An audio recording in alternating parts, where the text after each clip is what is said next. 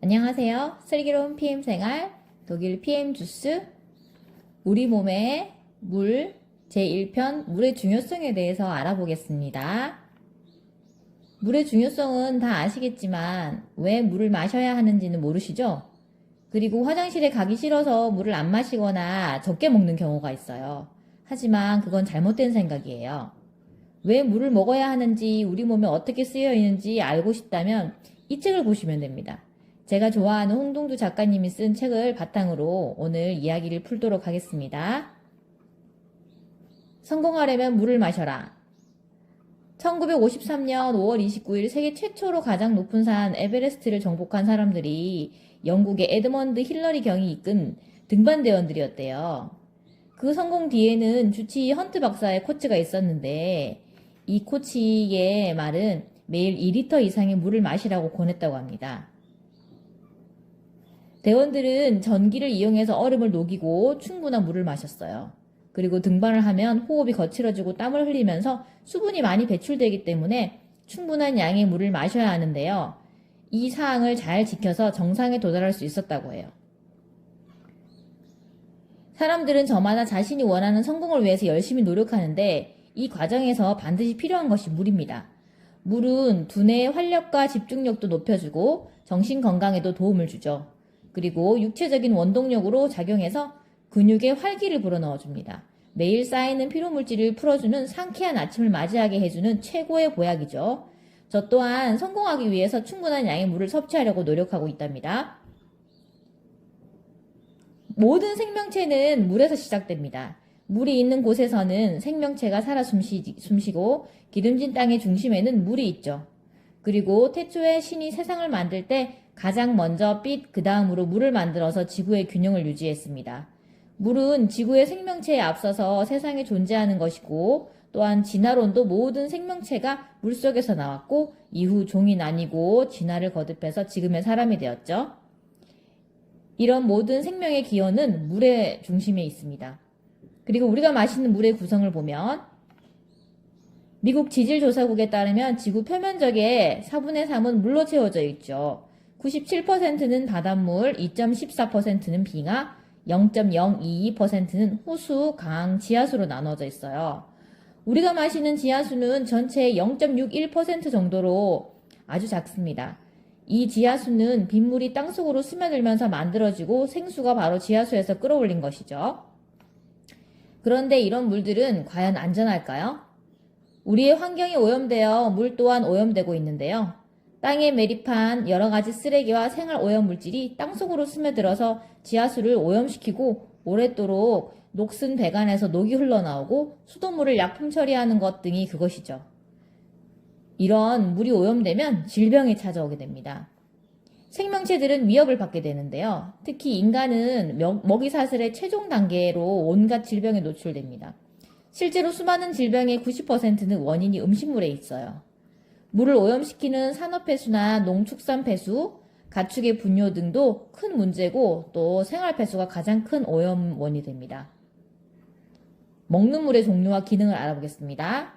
우리가 먹는 물은 이 많은 종류의 물 중에서 역삼투압수인 정수기 물인데요.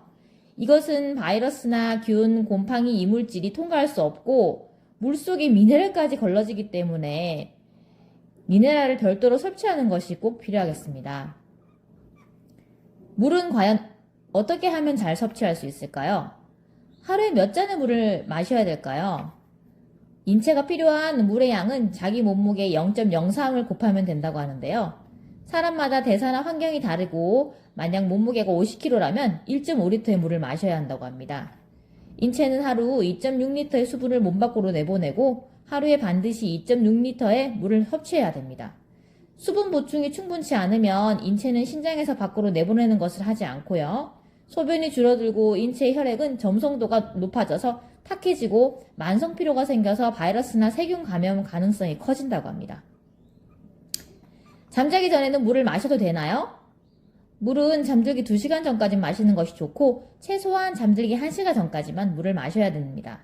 몸에 들어온 물을 전신에 내보내기 위해서는 심장은 계속 일을 하고 더구나 저녁 늦게 물을 마시고 잠자리에 들면 소변을 배출해야 하는 일이 생기고 오줌은 몸 안의 액상 독소로 몸은 대사를 마친 물을 배출하기 위해서 뇌를 깨운다고 합니다. 자기 전에 물을 먹고 정상적으로 순환되지 않으면 아침에 일어났을 때 몸이 붓게 됩니다.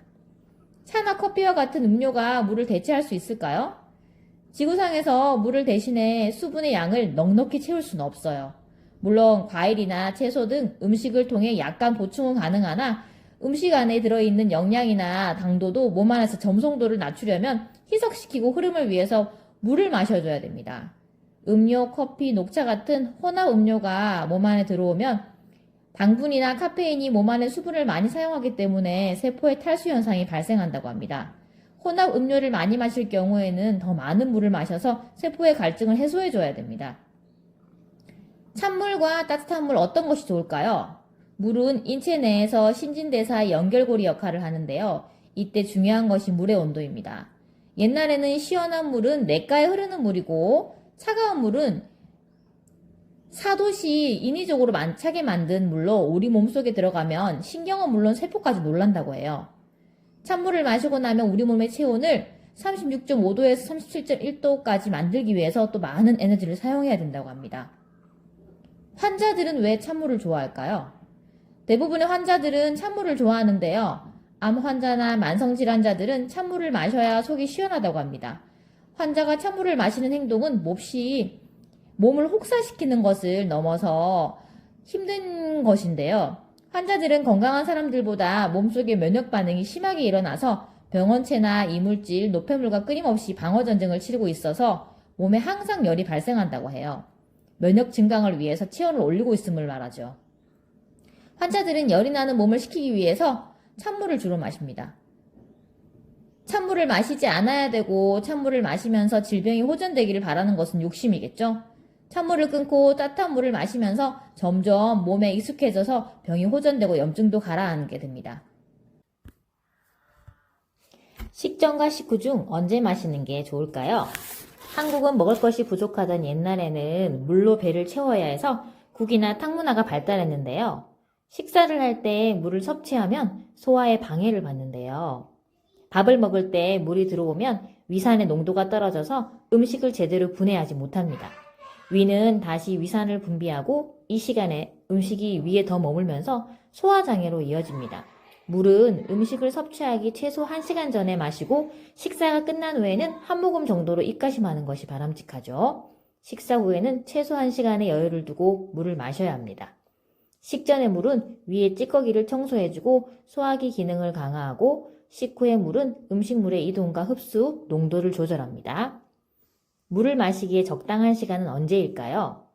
시간 계획을 짜서 계획대로 마시는 것이 바람직한데요.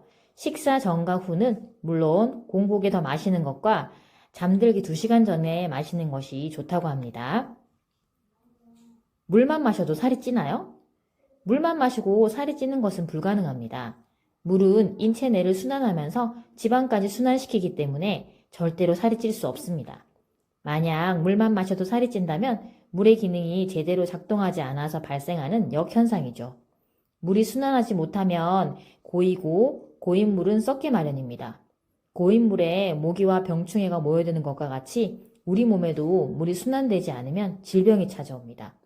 수분 대사에 나쁜 영향을 주는 것은 운동 부족, 찬물 섭취, 차가운 에어컨 바람, 스트레스, 그릇된 생활 습관 등이 있죠. 특히 스트레스가 심해서 장기에 영향을 주면 대사가 이루어지지 않고 좋지 않은 생활 습관은 뇌의 균형을 깨트려서 지방 대사 호르몬 방출이 어렵게 됩니다. 이 모든 것은 수분 대사에 영향을 주고 이로 인해 수분이 정체되고 지방이 쌓여서 살이 찝니다.